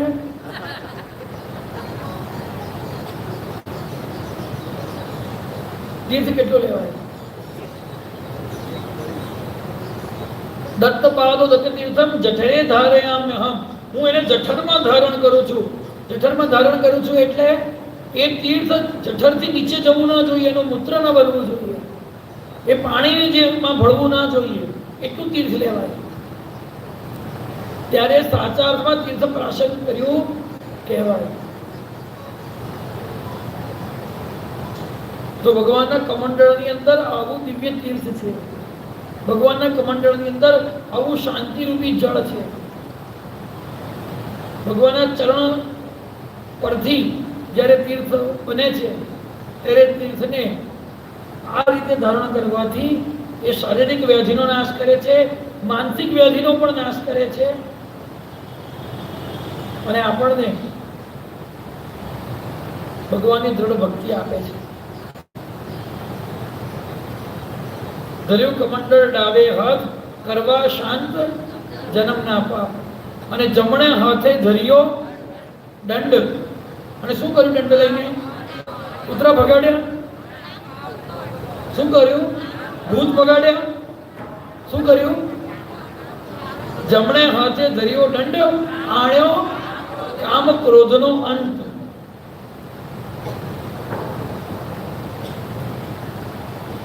દંડી કોને કહેવાય? દંડી સંન્યાસી દંડને ધારણ કરે છે. એ કયા દંડને ધારણ કરે છે? બાપજી ગુરુનામૃતમાં લખે છે, દેહ દંડ નિરીક્ષતા, વાઘ દંડ તે મૌન, મનોદંડ તે યોગ છે, અન્ય દંડ તો ગૌણ. આ ત્રિદંડી સંન્યાસીનું લક્ષણ છે. જેણે આવો દંડ ધારણ કર્યો છે એની અંદર કામ પણ નથી અને ક્રોધ પણ નથી. આવો દંડનું જે દર્શક કરે છે એના પણ કામ ક્રોધ નષ્ટ થઈ જાય છે. ગુરુ મહારાજના સર્વાંગનું વર્ણન ગોવિંદે ભજનમાં કર્યું છે. ગુરુ મહારાજનો સર્વાંગ દિવ્ય છે, પરંતુ આ રંગડતાળીસીમાં ગુરુ મહારાજના 4 અંગોનું વર્ણન કર્યું છે. પદ્મ સમા બે નેત્ર ઉગાડ, દ્રષ્ટિ કર મુજ પર એકવાર, હસતા મુખડે કરી કટાક્ષ, મૂળ બન્યો જ્ઞાની સાક્ષાત, ધર્યું કમંડળ ડાબે હાથ, કરવા શાંત જન્મ ના પાપ, જમણે હાથે ધર્યો દંડ, આણ્યો કામ ક્રોધનો અંત. સર્વાંગનું વર્ણન પણ ભજનની અંદર ગોવિંદ ટકા ગાય છે. દિવ્ય રેવાના કિનારે, દિવ્ય રેવાના કિનારે, દિવ્ય મૂર્તિ દિવ્ય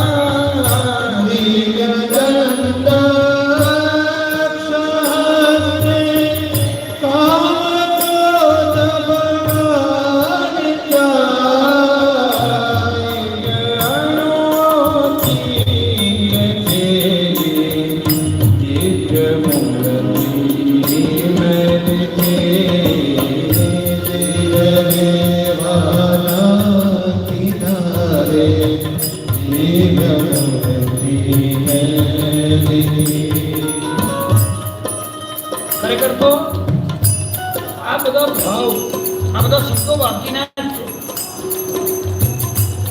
દિવ્ય કંજ મુખ સુમ દિશે દેખી નાસે મોત, ચંદ્ર સૂર્ય લાધી મરે દેખી નેરની જ્યોત. બાકી તત્વ કોણ માટે કહે છે? ચંદ્ર સૂર્ય લાજી મરે દેખી નયનની જ્યોત. ચંદ્રને એમ થઈ જાય કે ઓહો, સૂર્યને એમ થઈ જાય કે હવે મારે મરી જવું જોઈએ. કેમ? મારા કરતા પ્રકાશ તો આ નેત્રોની અંદર છે. जगमग ज्योति बहे नयन से फीका सूरज चंदा झोली झंडा कछु नहीं फंदा निरंजन निर्भय साधो अलग कहाए कब वजन वही मतलब बोलो तो मोड़ी मोड़ी जपती. चंद्र सूर्य लाजी मरे देखी नयननी ज्योत. આ શબ્દ તો બાપજીના જ છે, પરંતુ એ બાપજી માટે યોજ્યા છે ગોવિંદ કાકાએ, તો એની પ્રસ્તુતિ થોડીક અલગ રીતે છે. दिव्य उपवित काम परने केण पर खोकी नगरी. दिव्य उपवित काम परने केण पर खोकी नगरी. दिव्य चरण पादुका धरी भीति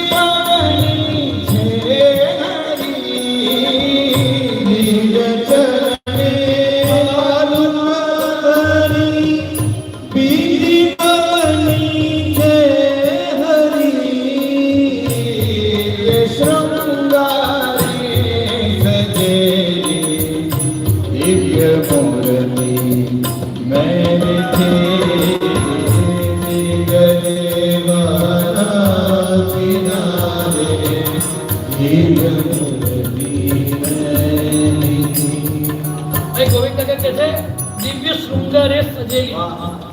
હવે જો આ એક વિશેષતા છે, કદાચ આજ સુધી કોઈનું ધ્યાન આ વાત ઉપર ગયું છે કે કેમ મને ખબર નથી.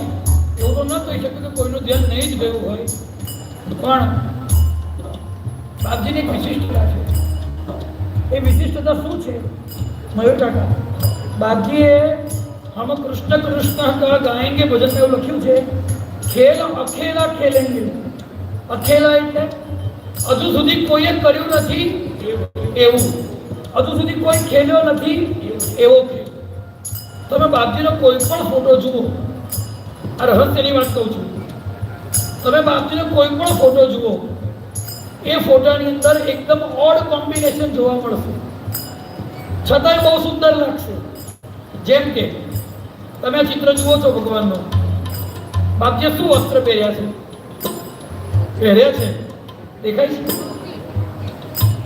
માત્ર ખાદીનો લંગોટ પહેર્યો છે, સફેદ લંગોટ દેખાય છે, સફેદ ખાદીનો લંગોટ પહેર્યો છે, બરાબર. ગળામાં એક જ માળા છે, પણ એને 2 વાર લપેટી છે, 3 વખત લપેટી છે.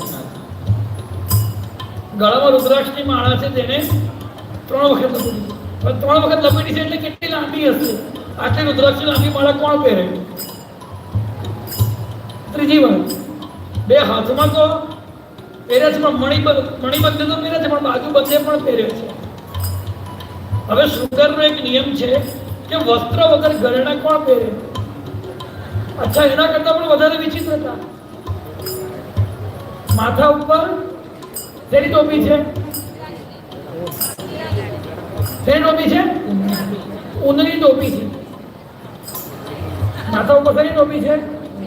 ઊનની ટોપી છે. હવે ઊનની ટોપી કોઈ ક્યારે પહેરે?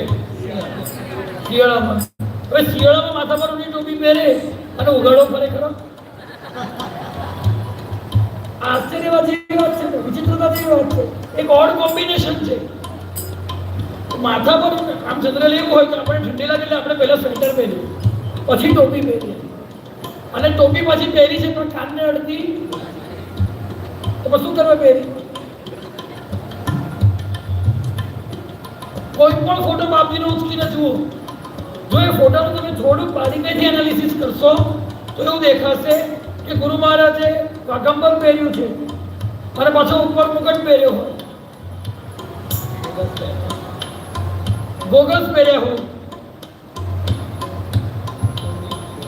તો નીચે કંઈક બીજું પહેર્યું હોય, એકદમ ઓડ કોમ્બિનેશન, પણ એ દિવ્ય લાગતું હોય. એ કંઈક એમના શ્રીઅંગની આભાને કંઈક અલગ રીતે જ ઓજ આપતું હોય. જેને શૃંગારની પરિભાષામાં શૃંગારીઓ પરિભાષિત ના કરી શકે, જે શૃંગારના સિદ્ધાંતોથી વિરુદ્ધ હોય છતાં પણ એમને વધારે સુંદર બનાવે છે. આ રહસ્ય અહીંયા છે. આવું જ જો હું પહેરું કે તમે પહેરો તો ગંદામાં ગંદા લાગો. આ ચિત્રની અંદર ગુરુ મહારાજનો જે શૃંગાર છે, આવો શૃંગાર જો તમારો કે મારો હોય તો આપણે કડંગા લાગીએ. અને એટલા માટે જ બાપજીની કોપી કરવા માંગતા ઘણા બધા મૂર્ખાથી રાજો એમના જેવું પહેરીને ફરવાનો પ્રયત્ન કરે છે એટલે વધારે ગંદા દેખાય છે. આ તદ્દન સત્ય વાત છે. એની કોપી ના થાય, એમનું અનુકરણ ના થાય. એ દિગંબર પણ એટલો સુંદર લાગે અને નખશિખાંત શૃંગાર કર્યો હોય તો પણ એટલો સુંદર લાગે. ચંદન ઉનાળાના દિવસો શરૂ થશે, આખા દેશથી ચંદન યાત્રા શરૂ થશે. તો ભગવાનના ચિત્ર છબી હોય એની ઉપર ચંદનથી અલગ અલગ પ્રકારના પ્રભાવલીને બધું કરે ચિત્રની ઉપર સુશોભન માટે. એક વખત દત્ત ભગવાનના ચિત્રના છબીની ઉપર ચંદનથી વિવિધ પ્રકારની અર્ચના કરી અને એક ભક્તે, મને યાદ નથી કયો ભક્ત, પણ બાપજીની પાસે બતાવ્યો. બાપજી શું બોલ્યા ખબર? મોટો વાઘ ચિત્ર્યો. બાપજી કે છે મોટો વાઘ ચિત્ર્યો.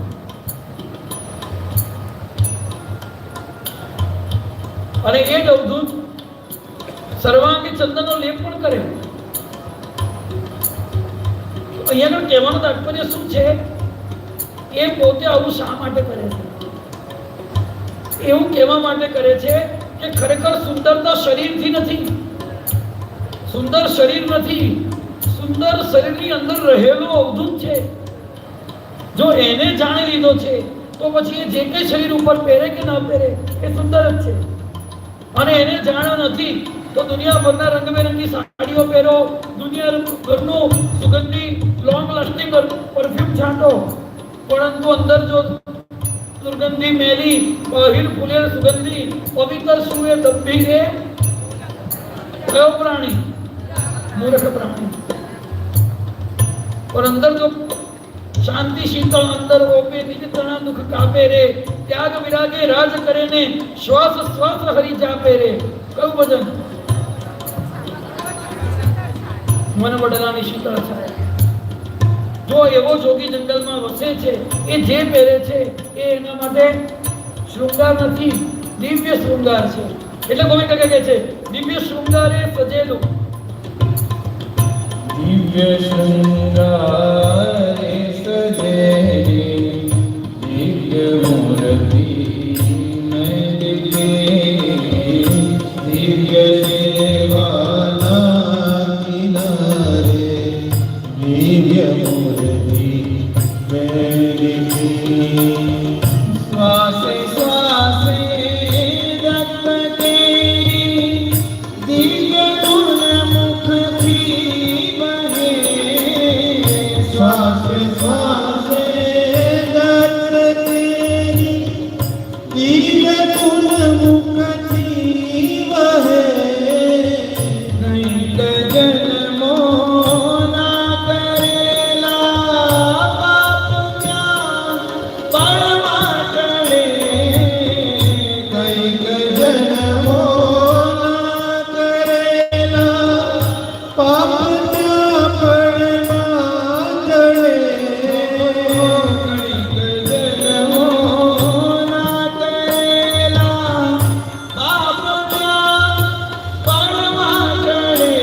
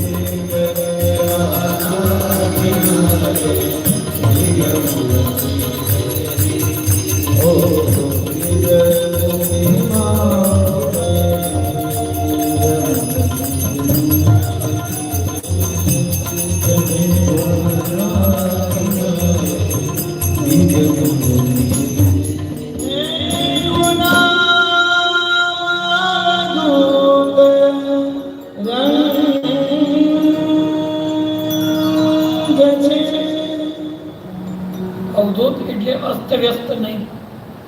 આપણે એક મહત્વની વાત છે. એટલે તમને એમ કદાચ એવું થાય મનમાં કે અવધૂત એટલે અસ્તવ્યસ્ત. અવધૂત એટલે અસ્તવ્યસ્ત નહીં.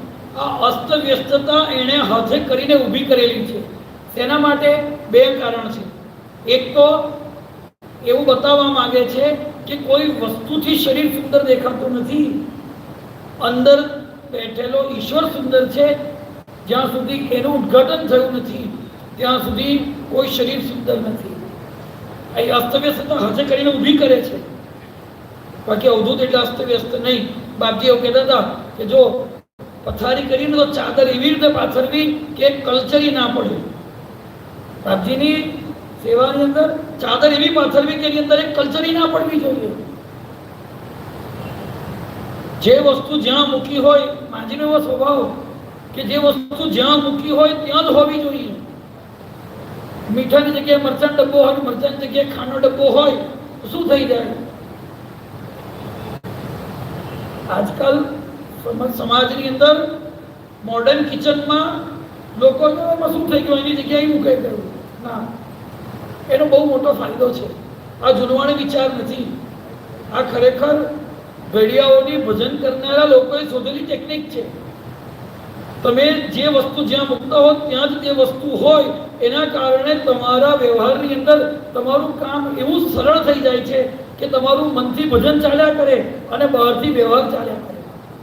જેમ કે તમે ભજન કરતા કરતા ચા બનાવો છો તો ખાનો ડબ્બો ખાંડની જગ્યાએ છે, ચાનો ડબ્બો ચાની જગ્યાએ છે, આદુ છીણવાની છીણી એની જગ્યાએ જ છે, આદુ એની જગ્યાએ જ છે, તપેલી એની જગ્યાએ જ છે. તો તમારું મન તમારે તત્વાવની અંદર રાખવાનું છે. અને શરીર યંત્ર અવરત ડબ્બો લે છે, ખાંડ નાખે છે, ચા લે છે, મૂકી દે છે. શરીર યંત્રની જેમ ક્રિયા કરે છે. એની પાછળ મન લગાડવું પડશે નહીં.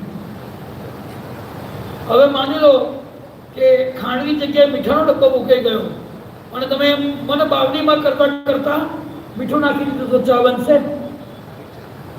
તો આ ટેકનિક જૂનવાણી લોકોએ શોધેલી નથી. આ ટેકનિક ભજનાનંદી લોકોએ શોધેલી છે. અવધૂત એટલે અસ્તવ્યસ્ત નહીં. અવધૂત એટલે વ્યવસ્થિત નહીં. અવધૂત એટલે અત્યંત સુવ્યવસ્થિત. સ્વયં શિસ્ત એ જ અવધૂતની સેવા છે. બાપજી બોલે છે કે શિસ્ત એટલે ડિસિપ્લિનમાં પેલા ઘેટા ચાલે એવું ચાલવું નહીં. આપણે કીધું કે ભાઈ લાઈનમાં ચાલો, લાઈનમાં ચાલો એટલે ઘેટાની જેમ ચાલવું એ નહીં, પણ ઉપદ્રવ ન થાય એવી રીતે ચાલવું.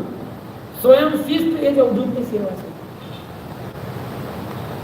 તો આવી એક અજબની ગજબની દિવ્યતા પછી પહેરવેશની હોય, વ્યવહારની હોય કે આચારની હોય કે વિચારની હોય, એ બધા કરતા એક અલગ, એક ડિફરન્ટ, એક વિરલ ગુરુ મહારાજની રહી છે, હતી અને આજે પણ છે.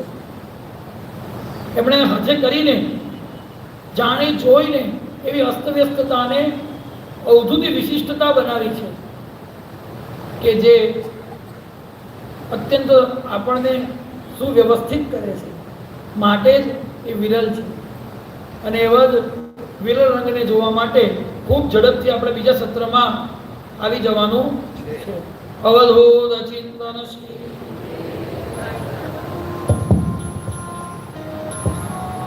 ગુરુદેવ દત્ત યજમાન પરિવારના આમંત્રણને માન આપે આપણી વચ્ચે ભરૂચ જિલ્લા કોંગ્રેસ પ્રમુખ શ્રી રાજેન્દ્રસિંહ રાણા આપણી વચ્ચે ઉપસ્થિત છે. તેમનું સ્વાગત શ્રી કૃણાલસિંહભાઈ કરશે.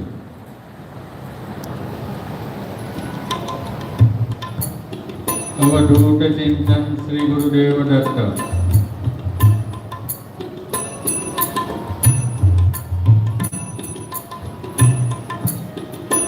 માજી ડીવાયએસપી અને જ્ઞાન સાધન આશ્રમના ટ્રસ્ટી શ્રી કૌશિકભાઈ પંડ્યા આપણી વચ્ચે ઉપસ્થિત છે. તેમનું સ્વાગત શ્રી જનકસિંહ દાયમા કરશે.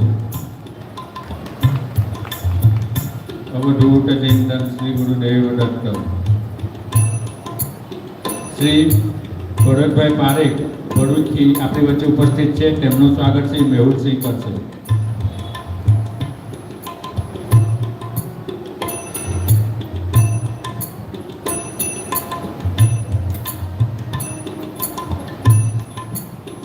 ફક્ત 20 મિનિટના ચા વિરામ બાદ આપણે આપણી જગ્યા લઈ લઈશું. જે ભક્તોએ પહેલેથી અહીંયા રહેવા માટે નામ નોંધાવ્યા હતા,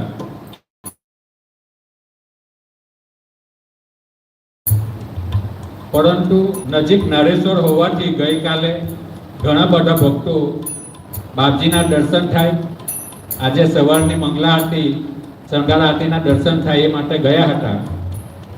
તેમણે આજે રોકાવું હોય તો એમના માટેની રૂમ ગઈકાલથી જ બુક છે, તો એ રોકાઈ શકશે. સાંજે જનકસિંહભાઈને મળશે. આવતીકાલે સવારે 10 કલાકથી 11:30 કલાક સુધી શ્રી રંગ પરિવાર જાડેશ્વર ગ્રુપ દ્વારા દત્તપાવનીના પાઠ કરવામાં આવશે. ત્યારબાદ ભોજન પ્રસાદી લઈ આપણે સત્સંગમાં અહીંયા ઉપસ્થિત રહીશું. ભરૂચથી આવતી બસ ભરૂચથી સવારે